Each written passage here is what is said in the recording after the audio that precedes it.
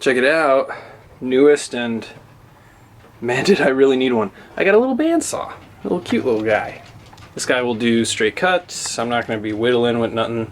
It's not meant for that, but just I can finally make straight cuts, which is awesome. And I finally used it on, first thing I used it on was my new triple clamp, which I took off the mounts that went there on both sides. I just cut them off and sanded them down and painted them. Now I have a slightly cleaner triple.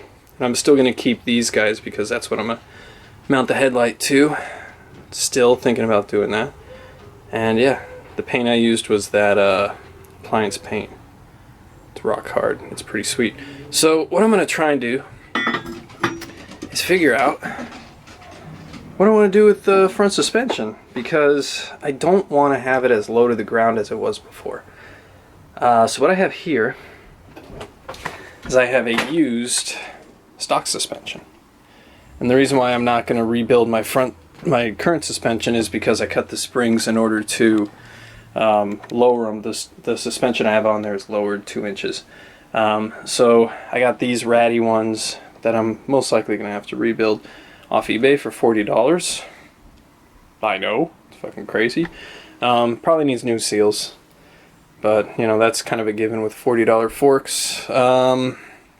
But I'm going to slap these on the bike and see how the front looks with stock suspension, which is basically going to be, you know, obviously 2 inches more than what I had. And if I like it, then I'm just going to polish the bottoms of the forks and leave it at that. But if I don't like it and I want to go a little bit higher higher angle in the front, this will basically tell me. I'll see how this looks. And in which case I will extend these forks and I'll make a video about that. But let's put the forks on the bike and see how it looks. Alright, the wheel is lightly put back into place. It's obviously missing all its spacers and shit because it really doesn't matter. For this stage of things, just looking at the stance and to see whether or not I like it.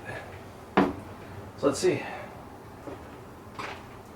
Got shit all over the place, man. Excuse the mess. Goes without saying. Oh, and I put a new kickstand on too.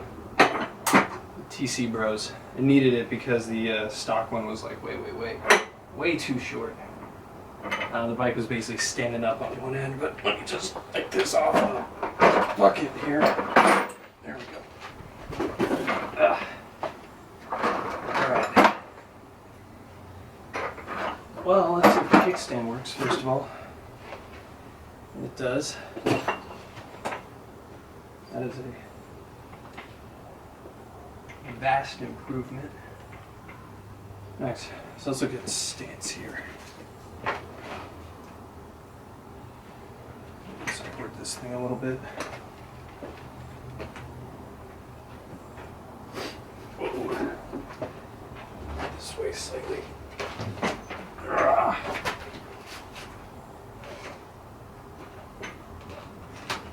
wait, there we go. Oh yeah, that's a much better kickstand. Heck yeah. Alright, let's get you leveled up on something.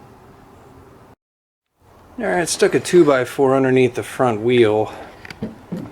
So that's basically the angle it's going to look like if I go 2 over. And it's nice, there's a little bit of a, it's slightly higher in the front, but not dramatically.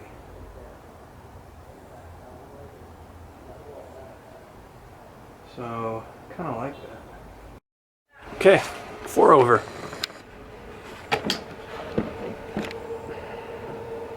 I'm basically just looking at the angle of things here, and honestly, I kind of like 4 over. Well, I shot myself in the foot, so to speak. Like, I did such a good job of painting up this triple that compared against the frame color, which is, you know, this plasti dip that is flat black, essentially, it looks like shit. I don't like it. So what that means is that I'm going to be repainting this frame. Fun times. It's, you know, it wouldn't be that big of a deal, except that there's two things I want to do that I'm not super duper looking forward to doing. So here's what they are. First of all, I ran all the wires through the frame. They all come in down here and, you know, go in through the frame to there. That's for the coils, going through there, and all the way up for the brake light switch and the headlight. But what kind of sucks is that this plate I welded in for like more of a neck brace. It was kind of an afterthought. It was after I was riding it for a little bit, and one of my people I know who does a lot of like racing said, like, you know what, man, like you probably should reinforce that a little bit more just to be on the safe side. So that's where this 2 mil big ass plate came from. That really doesn't look too bad, if I'm honest, and it's definitely strong and gives me a lot of, what do you call it, makes me not worry about the neck too much. But what sucks is that where the wires exit for the top here is now behind that plate. So that is going to be pretty goddamn hard to run a wire through. So I'll figure that out. And then the other thing that it's going to allow me to do is, while taking off all the plasti dip, it'll allow me to look at the welds I made on the hardtail, which were there, and here in the backbone. Now, this was the first hardtail I ever put together, and I chose it because I could put it together with a MIG welder, because all of the connections are slugged by the manufacturer. It's by Ardcore, and I don't think he makes hardtails anymore, which stinks because this is quite a nice hardtail and it's very easy to install.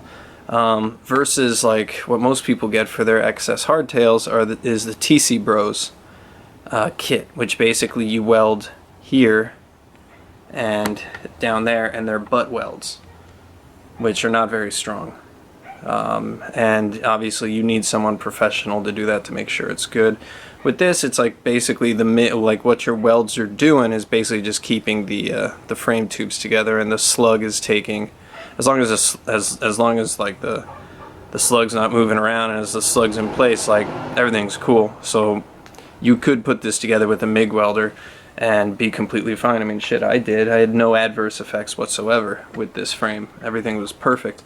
But I did put this together probably 4 or 5 years ago, and my welding has gotten significantly better in those 4 to 5 years. I got a better machine too, got that little longevity over there now. That's an actual MIG, which, you know, actually is gas shielded, not that little guy over there in the corner, which is just a you know, flux cord. Like, I can actually do better welds now, and I actually understand welding a lot better, having practiced it quite a bit over the past like 4 or 5 years. So with that being said, I want to go through and I want to check all my welds again and just make sure. And being that I'm going to be stripping all the paint off anyways, all it means is I just take the flap disc to this a little bit, take off some of the body filler I had on there, and just take a look, and then reapply body filler as needed. But again, that's like an afternoon's worth of work. It's really not that big a deal, for a little bit more peace of mind, just to make sure everything's fine.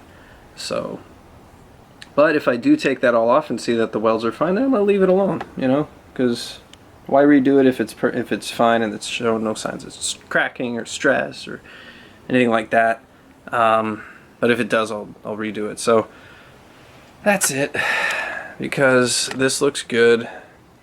I'm now going to redo the entire frame, and I'm going to redo it in just gloss black, the same as this.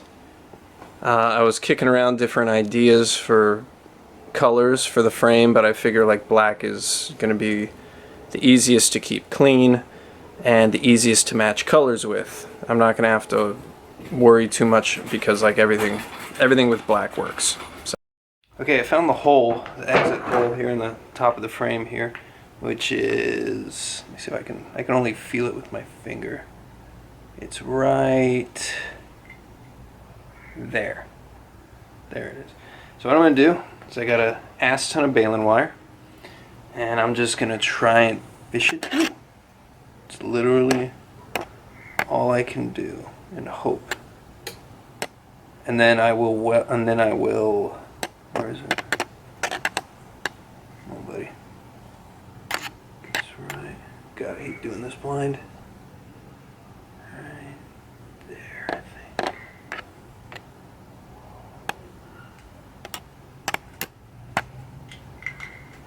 Nope, I'm good. So this is going to take a long time, so I'll just go through it here. The idea is you have your baling wire and you fish it through your two holes, your one hole, and just keep fishing until you start seeing the baling wire coming out of the other hole, and you pull it out. And then what you do is you snip the baling wire, solder together the wires you want to fish through the baling wire, and then just pull out the baling wire. And as soon as you get to the point where the wire is fed, or the new wire is fed through both ends, you know, then you're good. And that's how you run wire through frames. It's actually pretty simple.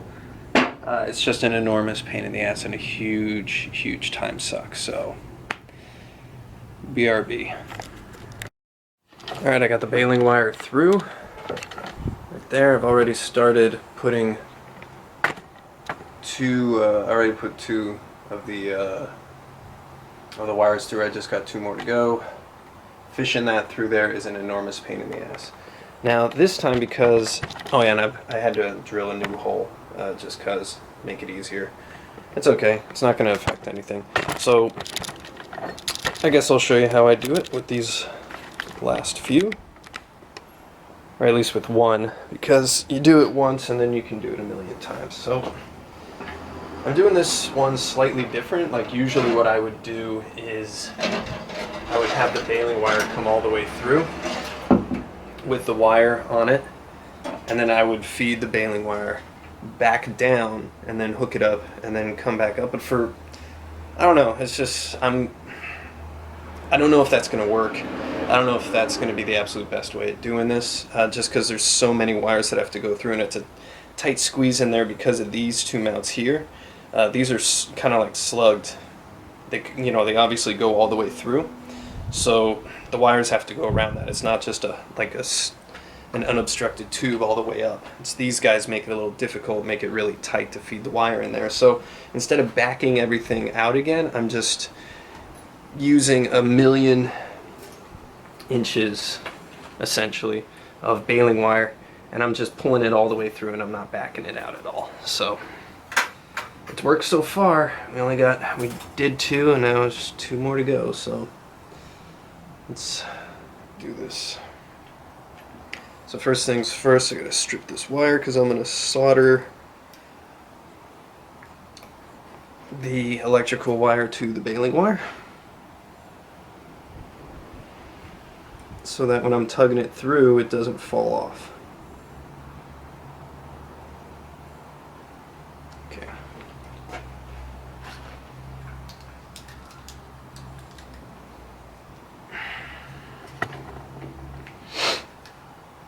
Let's tin this.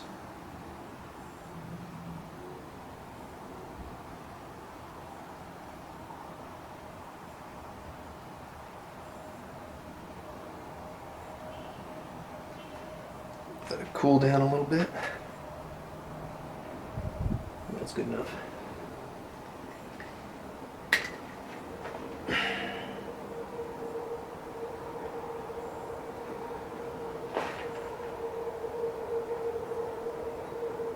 Okay. And now we're gonna feed it through and hope for the best.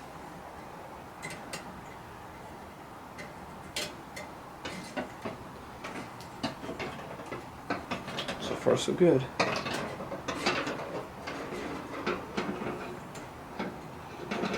Any little bit of obstruction, just wiggle it around, back it out slightly. It'll find its way. Like right here. There we go. Found its way out. And now it's smooth sailing. Should be getting pretty close to the top. So it might be there actually. Yep, there it is at the top.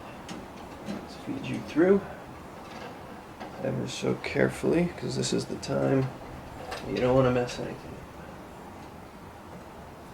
up. Come on, buddy. There we go. Awesome. Once it's cleared it, snip the wire at the top, and that's it. One more to go.